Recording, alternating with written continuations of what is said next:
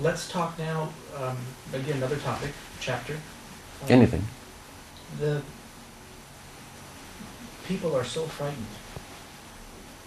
They live their lives In fear. In perpetual fear. Yes.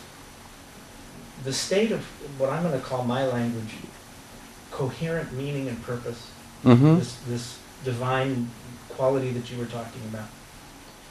Conflict comes in, fear comes in, shatters that coherent energy, and the dis-ease of that breaks the whole, fractures the whole thing. So let's talk a little bit about the origin of disease. You've talked about what is health. Let's talk about what causes disease, and then, if you will, how you are able to come in. Again, my language, please. You're dropping into your word dimension with another image / reality, and replacing literally the image reality that caused the fear and the disease. So let's come back to fear. Very interestingly, in my country, in Brittany, what used to be the countries of my ancestors, there were 7 healer gods that, of course, are called today 7 healer saints. At the top of the food chain of healing is the same disease and the same god or saint that healed the supreme disease from which all other arise, which was fear. Fear. But fear, it's too simple, it's too easy, it's an easy shot, goes with something else. Everybody deep inside has a very legitimate fear that goes with guilt, some kind of a collective responsibility of what we have done. Not only to others, not even to the environment, but to ourselves. I wish so much people could become selfish, not egotistic, but enjoy this wonderful gift, this wonderful difference that's within, that's called a self. But they're not even selfish.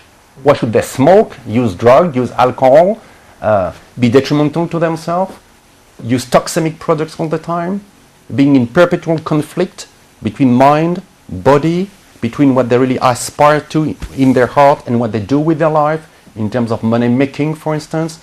No, that's a global fear that relates to a global guilt, and that goes way back to an actual fact of complete self-destruction. Disease comes from separation. We are separated from the divine disease. We are separated from one another disease. We are separated from ourselves. Deep inside, we're all shattered. Disease, that's what it is. It's more than a disease, actually. It's a self-destruction. Everything is self. In my language, we also say, we never die. We always kill ourselves. It's like a choice. But for most people, it's not even a choice. They just are compelled to destroy themselves, destroy one another, destroy their own family, and destroy their country, and destroy the world. And this was not the way. Man isn't evil. That's where I would clash with the Catholic Church. There is no original sin. There was an original blessing. Thank you, Matthew Fox. Okay?